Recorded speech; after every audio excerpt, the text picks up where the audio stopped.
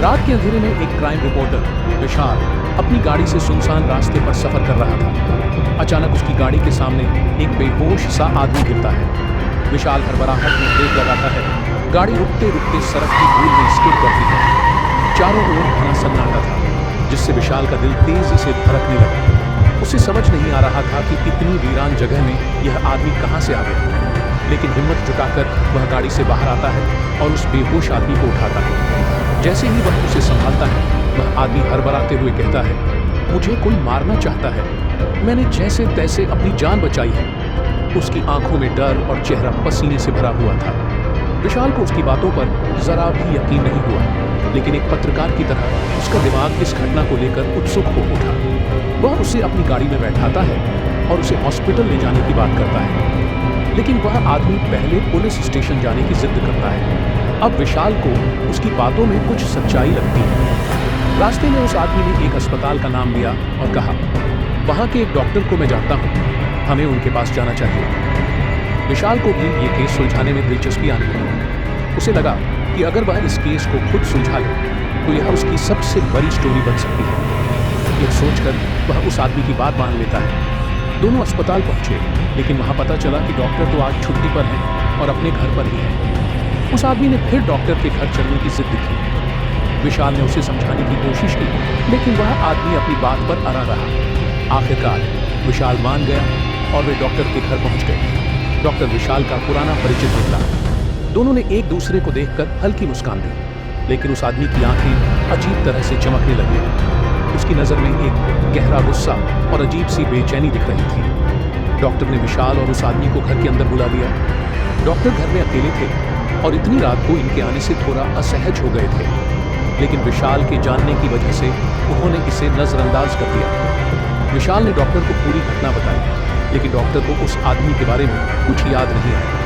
तभी वह आदमी डॉक्टर के अतीत से कुछ बातें बताता है, जिससे डॉक्टर को भी यकीन हो जाता है कि वह उसे जानता है। शायद वह उसे भूल चुका था। डॉक्टर उठकर कहते हैं, आप लोग बैठिए, मैं चाय बनाकर लाता हूँ। लेकिन वह आदमी कहता है, नहीं, मैं खुद बना लेता हूँ, आप मुझे किचन का रास्ता बता दें। डॉक्टर को यह बात थोड़ी अजीब लगी, लेकिन उस आदमी के बार बार कहने पर उन्हें उसे किचन दिखाना पड़ा। डॉक्टर ने उसे चाय बनाने का सामान दिया और खुद बाहर चले गए। किचन में पहुंचते ही वह आदमी गैस का रेगुलेटर ऑन कर देता है और खिड़कियों को बंद कर देता है।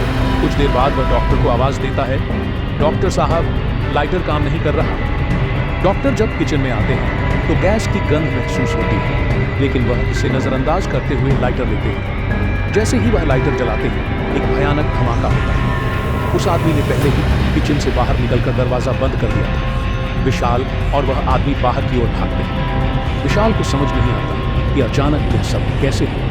वह फौरन पुलिस और फायर ब्रिगेड को बुलाता है, लेकिन आग ने सब कुछ तबाह कर दिया। पुलिस के आने के बाद वह आदमी विशाल से कहता है कि अब वे यहाँ से चले जाएं। विशाल भी इस घटना से भयभीत था, इसलिए दोनों वहां से निकल जाते हैं। गाड़ी में उस आदमी के साथ बैठा विशाल का दिमाग तेजी से दौड़ता है। उसने सोचा कि वह कहीं सुरक्षित स्थान पर जाकर सब कुछ ठीक से समझेगा, लेकिन तभी बगल में बैठा वह आदमी अचानक गाड़ी का स्टीयरिंग घुमा देता है। गाड़ी सड़क से उतरकर खाई में गिर जाती है और एक भयानक टकराव की आवाज के साथ पलट जाती है। एक बड़े एक्सीडेंट के बाद दोनों खून से लथपथ जमीन पर पड़े होते हैं। विशाल दर्द से कराहते हुए उस आदमी से पूछता है, तूने ये सब क्यों किया? उस आदमी की आवाज में एक अजीब सी खनक और चेहरे पर एक शैतानी मुस्कान नजर आती है। वह जोर जोर से हंसता हुआ कहता है, मेरा अरुण सो गया। विशाल यह सुनकर चौंक जाता है, क्योंकि अरुण नाम से उसे उसकी पूर्व प्रेमिका बुलाती थी, जो कुछ साल पहले आत्महत्या कर चुकी थी। विशाल को अचानक उस भयानक घटना की यादें घेर ली। वह प्रेमिका जिसे उसने अपने प्यार के जाल में फंसाया था। जब उसने गर्भवती होने की बात की थी तो विशाल ने शादी से इनकार कर दिया। बाद में प्रेमिका की जिद के बाद वह शादी के लिए मान गया, लेकिन उसके मन में असल में कुछ और भी चल रहा था। इस सब के पीछे का राज अब विशाल की समझ में आया, लेकिन तब तक बहुत देर हो चुका था। उस आदमी की हंसी गूंजती थी और विशाल की आंखें धीरे धीरे बंद होने लगी।